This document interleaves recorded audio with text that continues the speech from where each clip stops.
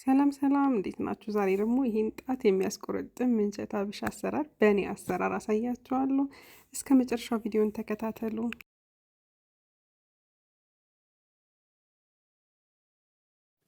እሺ ወደ አሰራራችን ስንገባ እንግዲህ ሁሌ የሚያስፈልገኝን ነገር ቀድሜ ነው ማዘጋጀው። የተፈጨ ስጋ፣ ድል፣ በርበሬ፣ ቲማቲም፣ ሽንኩርት፣ ቅመሞች እና ነጭ ሽንኩርት እዚህ ጋር ቀድሜ አዘጋጅቻለሁ። ታዲያ በመጀመሪያ ሽንኩርት ጥብስ በማድረግ ስለሆነ የምጀምረው ሽንኩርቱን ለመጥበስ ዘይት አግላለሁ። ዘይቱ መጋሉን ቼክ አድርጌ ደግሞ ሽንኩርቱን ጨምሬ በደንብ አበስለዋለሁ። ያው ቀይ ወጥ ነገር ስንሰራ ወይም በርበሬ የምንጠቀምበት አይነት ወጦች ስንሰራ ዋናው ቁሌቱ ስለሆነ በደንብ ሽንኩርቱ ጥብስ ብሎ ውሃውን መጨረስ አለበት። ለቻናል አዲስ ከሆናችሁ አሁን ሰብስክራይብ የምታደርጉበት ሰዓት ነው። ሰብስክራይብ እያደረጋችሁ ተከታተሉ። ሽንኩርቱን በደንብ ውሃው ወጥቶ ብራውን እስከሚሆን ድረስ በደንብ እንጠብሰውና ከዛ ነው በርበሬያችንን ሌሎች ነገሮችን የምናስከትለው። ስለዚህ ተከታተሉ።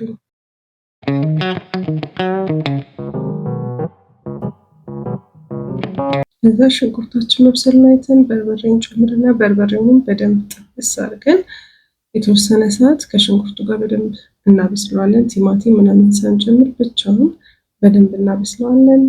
ሰብስክራይብ ያደረጋችሁ ሰብስክራይብ፣ እንዲሁም ቪዲዮ ሼር እና ኮሜንት ካላችሁ ኮሜንት እያስቀመጣችሁ ተከታተሉኝ።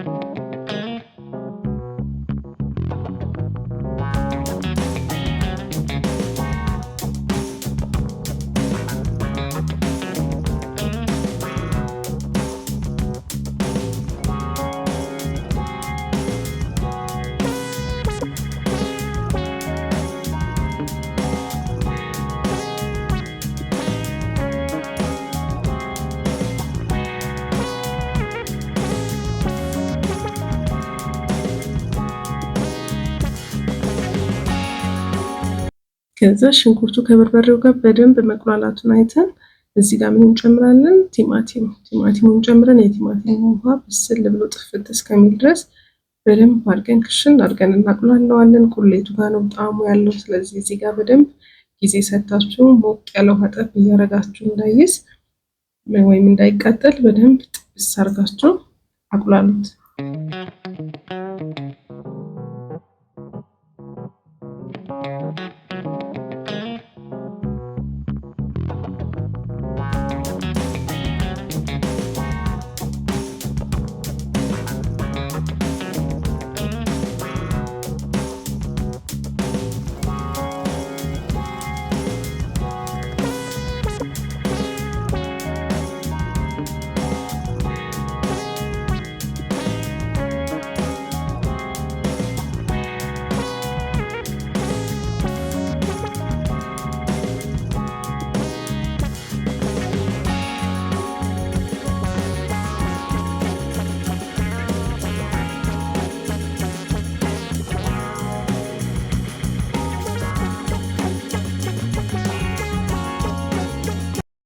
ቆንጆ አድርገን እንደዚህ ካቁላላን በኋላ ነጭ ሽንኩርት ለጣም እንጨምራለን። ነጭ ሽንኩርት በጣም ነው ምግብ የሚያጣፍጠው፣ በጣም ነው የምወደው እና ትንሽ ኮረሪማ እዚህ ጋር አደርጋለሁ። በደንብ ነው ቁሌቱ ረጅም ሰዓት ከ20 እስከ 25 ደቂቃ ነው ያበሰልኩትኝ። ተከታተሉ።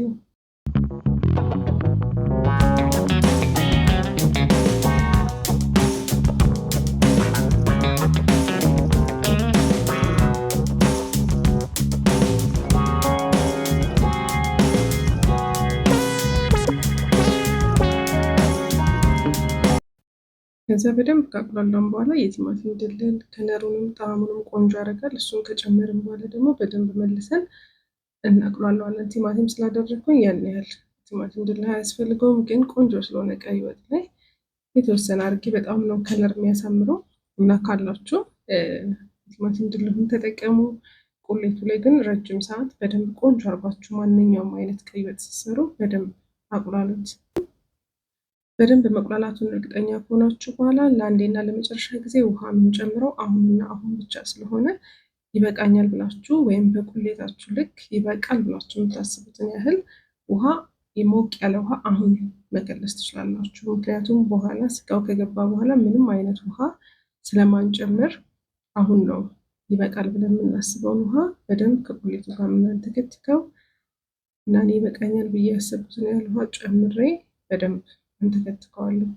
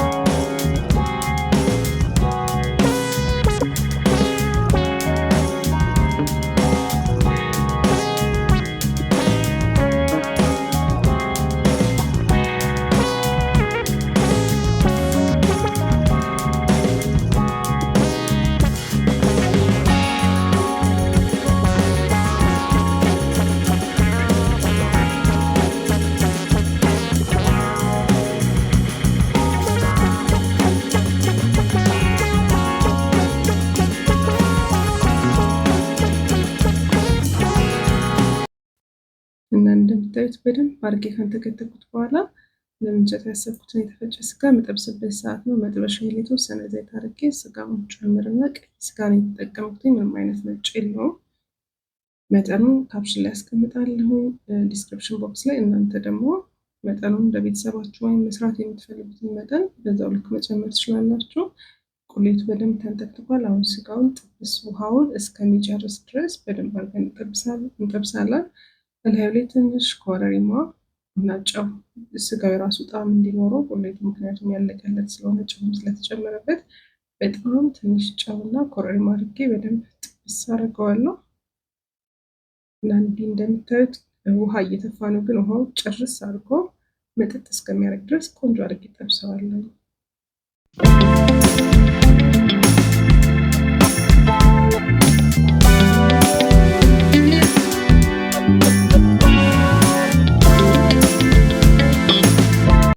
በመጨረሻም እንዲህ በምታዩት መልኩ በቃ ውሃውን ትፍት አድርጎ እስከሚጨርስ ድረስ ጥብስ አድርጌው ቅድም ቆንጆ አድርጌ ያቁላላሁት እዚህ ጋር ሶስ አለ፣ እሱ ጋር መጣና ጨምራለሁ። ቻናሌን ሰብስክራይብ ያላደረጋችሁ ሰብስክራይብ አድርጉ።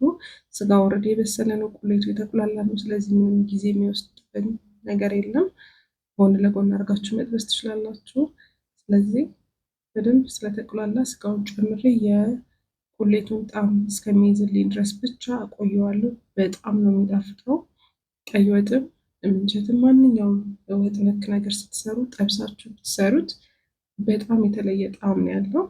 እኔ በጣም ወድጀዋለሁ። በጣም ቆንጆና ቀለል ያለ አሰራር ነው። በዛ ላይ ለፕሮግራምም ለዴሊም መሆን የሚችል ነው። ከወደዳችሁት እንግዲህ ኮሜንታችሁን እጠብቃለሁ።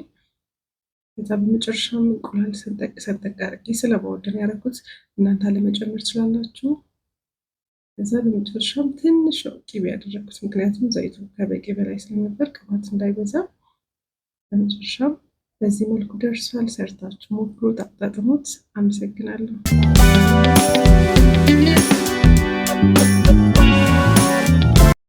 እሺ ተመልካቾቼ፣ በሌላ አዲስ ቪዲዮ እስከምንገናኝ ደህና ሁኑ። ቻናሉን ሰብስክራይብ አድርጉ።